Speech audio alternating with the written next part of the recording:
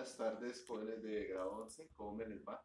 Grabo este video, pues en realidad les iba a subir era otro tema de clase que estoy preparando, pero me di cuenta que hace falta precisar o apuntalar algunas cosas en el tema que veníamos trabajando, que es el de los orígenes de los partidos políticos y de los modelos económicos. Y por eso me decidí a hacer este video que va a ser un poco más corto, para ya la próxima semana subir la otra clase que es así, es más larga, que ya aborda otras temáticas que vamos a abordar a futuro para poder cerrar bien estos temas. Bueno, nosotros habíamos estado hablando sobre, en las clases anteriores, sobre el origen del conservadurismo, del liberalismo, de las propuestas colectivistas y comunistas alternativas a estos dos modelos, del régimen antiguo, que es el régimen monárquico que gobernó, tuvo su monopolio en toda la Edad Media. Y después de eso hablamos ya sobre el desgaste del modelo liberal, cómo este modelo que se impone en la Revolución Francesa va dejando un desgaste tan grande, y lo mismo el modelo capitalista, que es el modelo de producción que surge en el modelo 19 con la Revolución Industrial, va dando un desgaste tan grande en la sociedad que básicamente a comienzos del siglo XX ya el liberalismo está agotado en el ideario y especialmente en, en la bitácora política de los países y del mundo. El liberalismo está realmente agotado. Surge el estado de bienestar. Ustedes ya saben que es una propuesta también que surge el liberalismo, pero que tiene como una intención de que el Estado tenga esas funciones sociales y que permita ese funcionamiento básico y brinde esos derechos mínimos y esos mínimos vitales para que la sociedad como tal pueda funcionar y también pueda producir el capitalismo, porque el estado de bienestar es una propuesta del capitalismo y del liberalismo. Bueno, como respuesta a este estado de bienestar surge la peor corriente política desde mi perspectiva personal, pero que cada uno la va a evaluar, que es el neoliberalismo, que es el capitalismo salvaje, que es un capitalismo sin ética, que es un capitalismo totalmente inequitativo, injusto. Yo ya me detengo sobre todos estos temas en la clase anterior.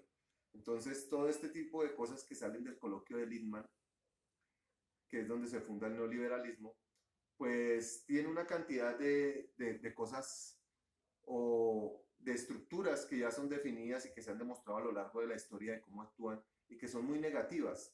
Por ejemplo, la posición ventajosa que adquieren dentro del sistema neoliberal las grandes capitales, donde solamente se les brindan privilegios a costillas de todo el grueso de la población. Por ejemplo, en el caso de Colombia, nosotros tenemos todos los trabajadores que construirle privilegios a los grandes capitales también, a los banqueros, a Sarmiento Angulo, bueno, a la élite de derecha muy cercana al paramilitarismo que gobierna Colombia. La imposición, pues como es un modelo tan arbitrario que genera tanta inequidad, y como genera tanta inequidad va a haber cierta resistencia social, pues el autoritarismo y la imposición. Por eso siempre estos gobiernos son muy cercanos al autoritarismo y a los ejércitos. Ellos intentan ideologizar y cooptar las Fuerzas Armadas, y de hecho acá en Colombia se logra. No es el único país donde logran hacer eso. En otros países, como por ejemplo yo podría poner el caso de Venezuela, también lo hacen. Lo que pasa es que la ideologización y la instrumentalización de esos ejércitos, de esas Fuerzas Armadas en Venezuela, las dan hacia una ideología de corte comunista, y en el caso de Colombia, la ideología y la instrumentalización de las Fuerzas Armadas en Colombia las hace es un sector de extrema derecha, y la ideología que les imponen es una ideología extrema derecha. Bueno, eso se da acá. Bueno, la transformación de la función del Estado es como lo más nocivo, ¿no? Entonces el Estado ya no sería el Estado que está encargado de velar por sus ciudadanos, sino es un Estado instrumentalizado para que estos grandes capitales adquieran más privilegios y sumen más capital a sus ya vastos capitales. Entonces el Estado se convierte en la sirvienta de los grandes capitales y de las grandes transnacionales, en un instrumento para que ellos hagan más capital, y ya deja de ser el administrador de los recursos públicos del pueblo para el pueblo, que es la función real de un Estado. O sea, el Estado es el que administra todos los recursos de la nación para todos, pero entonces ya pierde la función esencial del Estado bajo el neoliberalismo y se convierte sencillamente en un instrumento para los más poderosos. Obviamente, dejando de lado al grueso de la población, a los más humildes, que siempre básicamente son los que son sacrificados. Todo esto yo ya lo había expuesto en la clase anterior, pero me quedó de lado un gran apartado. Después de la Segunda Guerra Mundial, en el mundo, a pesar de que hubo un gran desprecio hacia la Segunda Guerra Mundial, hacia los planteamientos de Adolfo Hitler, por debajo de cuerda, también se adoptaron muchas de sus políticas. Todos los países que lucharon contra Hitler admiraron de gran manera el aparato de propaganda que él construyó, por medio del cual él fue capaz de engañar a toda Alemania y llevarla a la barbarie de la Segunda Guerra Mundial. Él engañó a su pueblo por medio de un aparato de propaganda y por medio de un aparato de imposición social por medio de la fuerza. Él también cooptó las fuerzas armadas, etc. Entonces, de cierta manera, se convirtió como en un paso a seguir o un ideal por parte de casi todos los estados en la Guerra Fría. Los aparatos de propaganda abundaron en Estados Unidos, en los países de Inglaterra, por ejemplo, y en los países de corte soviético, en el bloque soviético, en la cortina de hierro. Todos estos países también tenían sus propios sistemas de propaganda. Durante la Guerra Fría funcionaron, y aún hoy día, funcionan los dos sistemas de propaganda que son contrarios. Entonces, un sistema de propaganda macartizado como el de Estados Unidos, que es un sistema de propaganda que quiere satanizar todo, o sea, no solamente ataca al comunismo, sino también sataniza todo lo que no es neoliberalismo como comunista, como pasa aquí también en el caso colombiano con el uribismo, que por ejemplo por reclamar la defensa de la democracia y la constitución, ellos dicen que eso es comunismo. Por reclamar derechos, que es lo que establece la constitución, ellos dicen que eso es comunismo. Por reclamar de que se actúe de forma transparente, limpia, de acuerdo a las funciones que tiene cada miembro del gobierno, eso es comunismo, según ellos, ¿no? Porque según ellos, todo el que critica su criminalidad o sus malos actuares es un comunista. Pero eso está muy mal. Eso es hace parte del aparato de propaganda macartista propio de los Estados Unidos. Eso es un aparato de propaganda anticomunista. Por su parte, pues obviamente Rusia, China también, las potencias que estaban aliadas y los países que estaban aliados con la antigua URSS, con los modelos comunistas, ellos también construyeron un aparato de propaganda anti-yanqui, o sea, en contra del capitalismo, en contra de los Estados Unidos. Yo ya les mencioné que las dos posiciones son extremadamente radicales y también están como pierden de vista la realidad y alcanzan dentro de su radicalismo a salirse ya a unos extremos que son hasta ilógicos. El capitalismo tiene muchas vertientes, igual que las propuestas socialistas. Pues hay unos capitalismos que le han hecho gran beneficio al mundo, así como hay algunas propuestas que le han hecho gran beneficio al mundo. Asimismo, hay unos capitalismos o unas versiones del capital y de la producción bajo el capital que son totalmente nocivas, como el neoliberalismo, que es la cosa más nociva que existe, y también unas visiones y unas proposiciones dentro de la extrema izquierda dogmática comunista que son también totalmente lesivas, como por ejemplo pueden ser las dictaduras militares de la antigua URSS o los abusos, por ejemplo, del movimiento maoísta con jóvenes estudiantes, con defensores de la democracia. O sea, recordemos por ejemplo la plaza Tiananmen. Bueno, o sea, de lado y lado se cometen barbaries, de lado y lado hay lados extremos que son negativos, pero en el punto medio hay, dentro de ambos, cosas que se pueden rescatar. Bueno, hablando ya de esta propaganda que se rescata desde la Segunda Guerra Mundial, pues se convierte o toma mucha relevancia el concepto del cuarto poder. El cuarto poder son los medios de comunicación.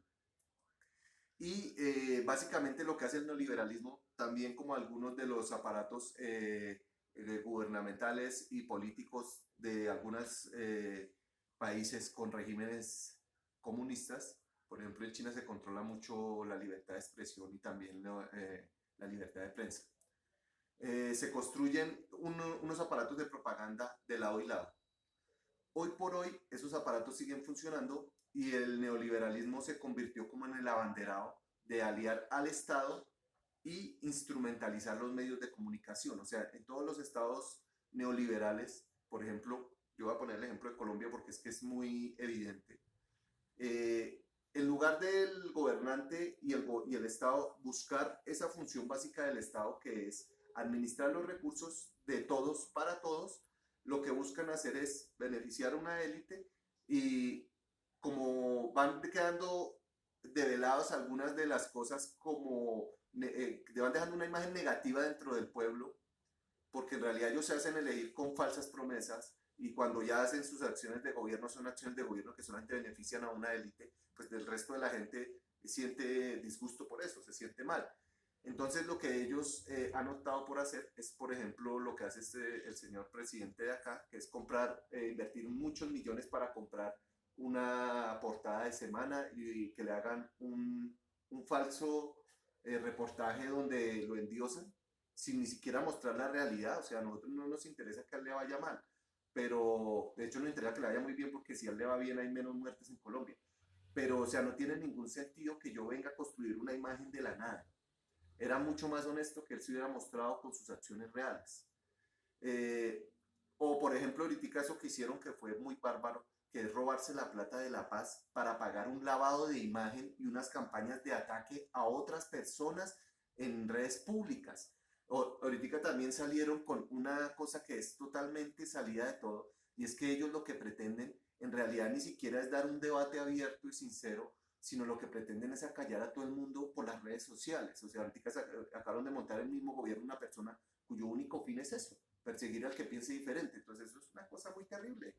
O sea, deja mucho que pensar sobre el gobierno y en realidad ya con todos los escándalos de espionaje del ejército y todo esto, los tintes dictatoriales que toma este gobierno y de los tintes de irracionalidad son terribles. Estos mismos aparatos obviamente funcionan en otros lados. Por ejemplo, la cadena Telesur, a pesar de que a veces es medianamente objetiva, también tiene estos tintes que son muy similares, por ejemplo, en el caso de Colombia, a los que toman RCN y Caracol en pro del narcoparamilitarismo y el uribismo.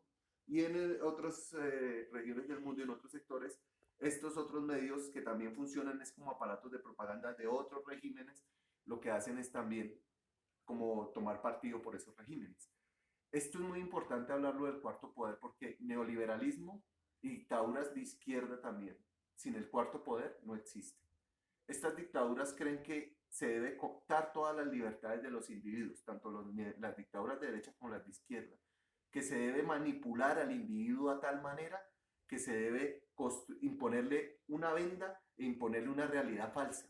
Y eso lo logran únicamente bajo el control que permiten los medios. Por eso hoy en día el periodismo está muriendo, porque en lugar de haber personas que se dedican, como los médicos, a salvar la vida, que un periodista debería dedicarse a develar la verdad, se convierten ellos en agentes económicos, porque también les pagan, en agentes de una u otra posición. Eso le hace mucho daño no solamente al país, sino al mundo.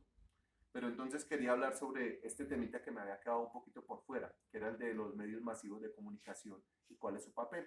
Obviamente siempre van a persistir algunas personas que tienen una ética tan fuerte y una formación tan decidida y una vocación tan firme que siempre van a ejercer un periodismo real, que siempre van a querer sacar la verdad.